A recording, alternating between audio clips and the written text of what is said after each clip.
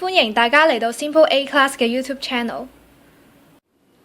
呢個係 Simple Mod on Ultra Simple Course on AC 嘅第5題啦。呢題就俾咗一個咁樣嘅 graph 嚟啦，就要揾3樣嘢嘅 period 啦、mean voltage 同埋 root mean square voltage 啦。咁呢，首先呢，做 AC 第一步要做咩呢？係啦，冇錯啦，就係要將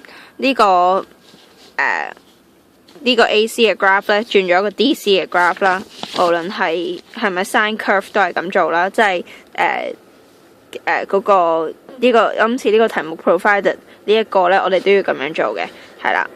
咁咧第二步咧就要揾佢個 area 啦，第二步就要揾佢個 area 啦。呢個係講緊依家係教緊你 mean voltage 同埋呢個係教緊 mean voltage 嘅，係啦。咁要點樣揾個 mean 呢？其實就係將 summation of v 啦，就係將佢你變咗呢個圖之後呢，將每一格嘅 value， 即係一個 period 入邊每一格嘅 value， 即係咁樣呢度每一格嘅 value 咁樣加埋佢，就呢個係 summation 嘅意思啦，即係要加晒佢啦 over 一個 period 咯。係啦，就係咁樣，你咁樣就揾到個 mean 噶啦。